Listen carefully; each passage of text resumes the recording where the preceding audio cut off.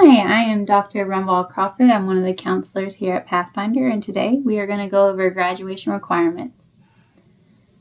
So first we have this document, the graduation requirements checklist. You can find this in your Connections Google Classroom.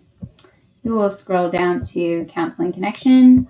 You will find the assignment, Getting Organized for Learning, and in that you will see the document that we're reviewing. On this document at the top, there is a link to the SPP&G, the Student Progression, Promotion, and Graduation Handbook. In this handbook, you're going to want to go to page 10, which is actually slide 12, and you're going to want to review the graduation requirements. It breaks down all the different areas that you need your credits in. It's a total of 22 credits. Getting credits alone is not enough to graduate. You have to complete these additional requirements listed below. And the SPP&G explains them in more detail on the next page. Okay, what those graduation requirements are. We're going to talk about them as well. So back to the document that we created. So we took all that information and made it pretty for you guys. It tells you all the different credits that you need.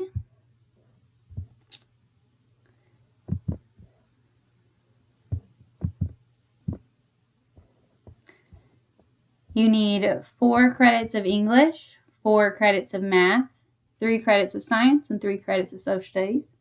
You'll see, for example, for one of the English classes, we have English 1 Part A and English 1 Part B. Part A is usually completed in the first half of the school year. Part B is typically completed the second half of the school year. That year-long course gets you 1 credit, okay? Half credit for each part. Then down below, we have our elective classes. You'll see that some are required. This was also outlined in the SPP&G. A half credit of health and a half credit of PE. And then in the SPP&G, it says that you need a full credit of visual performing arts. What we offer here at Pathfinder is our humanities course. Okay, and that's listed here, Part A and Part B. Additional requirements include the civics exam, your ILP, so you should be completing that for each year, and your journey to success. That would be milestones in grade 9, 10, and 11, and then the full defense in the 12th grade, and then also the senior survey needs to be completed.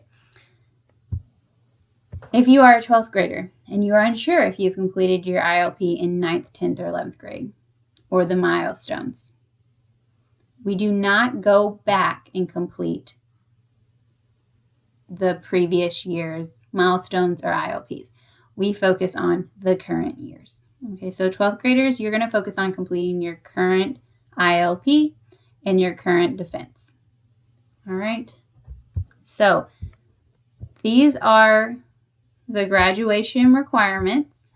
This is a quick little checklist for you. If you want more detail, remember you're going to go to the SPP&G where it will explain them in more detail, okay, and how you meet those requirements, such as the financial literacy requirement that is completed in our personal finance math class. All right, so that actually meets 2 requirements. We meet a math requirement and that financial literacy requirement in that course, okay? Now, for my students, I'm going to show you how I track your progress towards graduation. Every counselor may do it a little differently, so you're going to have to reach out to your own counselor to see where you are currently in your progress, and they will be happy to help you with that. For my students, this is what our grad plans look like that I've completed for you all. This is just an example. You'll see that when you complete a course, I check it off here. If you completed it maybe in summer school or something like that, I put notes on the grad plans as well. If you see a course that is the font is red and it is not checked off, that means you have previously attempted that course, you failed it, and you need to recover that course in credit recovery. Okay? So if you see a course like that and you didn't know that you're supposed to be recovering it, then you need to reach out to me or our credit recovery teacher, Mr. Delk. If the course is not checked, then that means you have not yet completed it and you should be enrolled in that course this year. So these are the required courses, and then you scroll down to the very bottom to see the elective courses that you get to select. As you complete them, same thing, I write in the name of those courses and then I check them off when they're done. You may see that I've written the name of a course that you're currently enrolled in. Like say the student was currently enrolled in business. I wrote it down, but it's not checked yet. Okay, so you might see that on there, or I might have left it blank and you don't have anything written in there. That just means when you do complete that course, I will write it in and check it off. Okay, either way is fine. And then it will total it up over here in the middle. It totals it up for you. It tells you your total credits. Remember, you want to get to 22. And then once you have finished all of the credits in that category, it turns it gray. All right, so if you see this student still needs to meet their English, math, and science credits, but they have met all their social studies, health and PE, and humanities art credits. They also still have to meet their elective credits. Okay, so color coding does mean something.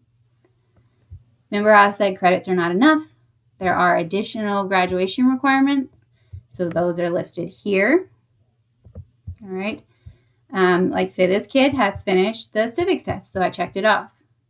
If you have an old grad plan, it might say backpack defense here. If you have a new grad plan, it might say journey to success.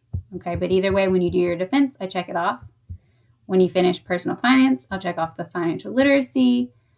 The defense, when you finish your defense, it will help you meet your workplace skills and technology skills. So I'll check those off.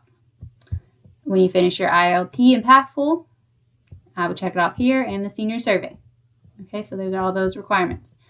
One additional thing you're going to want to look for on my grad plans is over at the very top, I will write notes to you. If there's something you need to do in order to graduate, a concern that I have, anything like that, I'm going to put it over here for you so you're aware. So this particular student has a full course load that they're working during the day, and they are going to be a half elective credit short to graduate. So they're going to need to complete a half of an elective credit in night school. All right, so we offer night school here at Pathfinder. This work can be done on your own, or you can reach out to teachers during night school for support. But this student will have to complete that half credit in order to graduate. So you need to check to see what notes I have over here on the side. If I have this note, someone will be also reaching out to you from night school, letting you know that you're enrolled and you need to start working. But this is so you are also aware. All right, so I went over everything for your graduation requirements. If you have questions about your progress towards graduation, you reach out to your specific counselor, and they can provide you with whatever documentation that they keep to monitor your progress. All right, for my students, I will be emailing you all your grad plan shortly so that you have the copy of it as well, and it is a live document. You won't have editing access to it. You won't be able to click off the classes. I will click them off, but you'll be able to see it in live time. Okay, that whenever you're finishing something, I'm clicking it off on there. All right, like I said, reach out to your counselors if you have any questions. Thank you all for watching.